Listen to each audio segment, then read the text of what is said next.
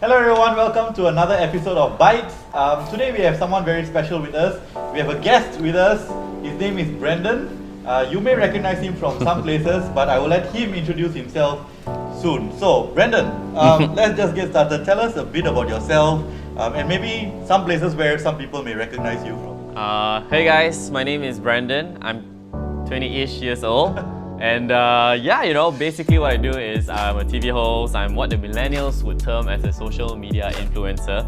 Not a big fan of that term because it carries a lot of negative perceptions about it, but never mind that. So that's what I would call myself still. And I do a lot of content, I produce a lot of videos on YouTube. And so you probably, if you have seen me, you probably would have seen me online, somewhere on YouTube or Instagram or something like that. Yeah.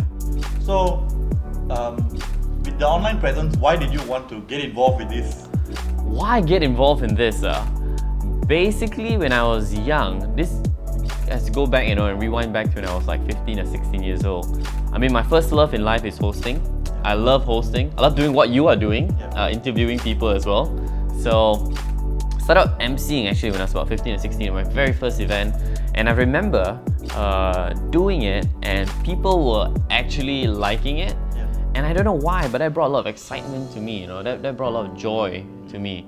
And obviously at that point I didn't think okay, I'm going to turn this into a career okay? But I just thought I loved doing it. And from that age, whenever there were free events to do, I would actually just offer my services for free. Just because I wanted to hone my skills and because I enjoyed it a lot.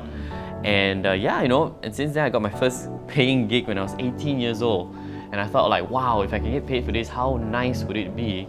Lord, if you can just give me this opportunity to do this as a career, to get paid to do what I love to do, that would be amazing. So it's really that it's just a passion, I guess, for entertaining people, and I find a lot of joy in that. Yeah, there's a sense of fulfillment in my heart. Yeah, that's really cool when you get to do that for your job. Exactly, and as I said, I got no complaints. It is a lot of hard work, but you're getting paid to do what you love to do, right? So that is really not work when you think of it all. Sure. Because it's so fun.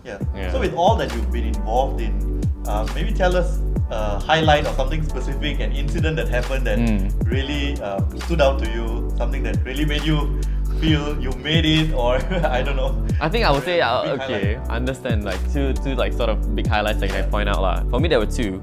Number one was when I won this competition called the A2A Quickie Search. That was what pretty much set, for me, it was a foot into the industry, and that's when I really started into the entertainment industry. So I hosted the show for about 3 years, and then the next one I would say a turning point would be when I did this movie called By My Side, and it was a full-length feature film. And for me, that was another big jump, in my career. So the first one was hosting on TV. That was so fun, doing a live show, and then starring in a movie as well. Yeah, so if I were really to narrow it down, I would say these two pivotal moments in my life that really made a difference, I would say. Yeah. Any interesting, funny things happened during this production? Hosting gigs? Any awkward moments that you like to share? Yeah, when I first started hosting the Quickie, right? Because there's an earpiece in our ears, so at the same time, while it's like this, there's one camera here, one camera here.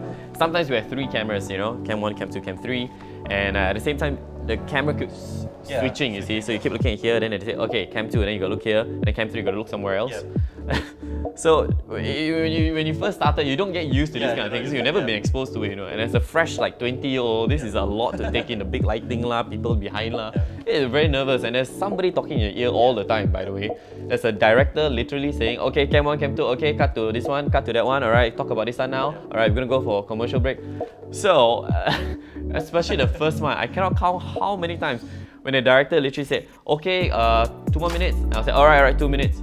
While we're shooting on air, while we're on air, it's a live show. There's thousands of people watching, and I'm responding to him. So to the thousands of people, it makes completely no sense at all. It doesn't make sense at all. And the director would tell me follow up. It's no, Brendan, please, don't talk to the son like that. I said, okay, no problem. And I still respond to the fellow. So that was very funny. I mean, my co-host was laughing because she knew or he knew what's up. So that was actually really funny, but after a while you sort of get used to it. Yeah, the movie was shooting a movie is very fun as well. It was very hectic. We shot for over a period of 28 days straight. with a very tight timeline. So that was actually a very hectic hectic schedule. We shot sometimes for about 20 hours a day on some days. Yeah. So at some point, you know, you get so sick and tired of The same people. you keep seeing them every single day. Yeah, the lovely, lovely people. Wow, by the end of the 28 days, you're so drained out, you know, you're so like, wow, like half your life is gone in there.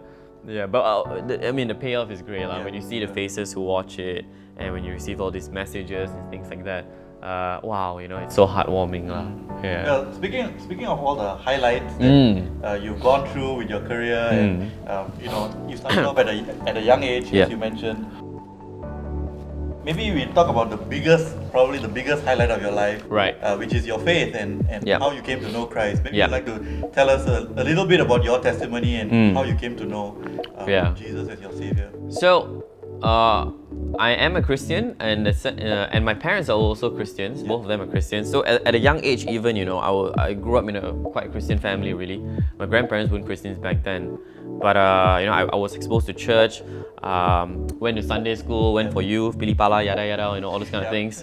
Yeah. So, but I never really took God seriously in my life.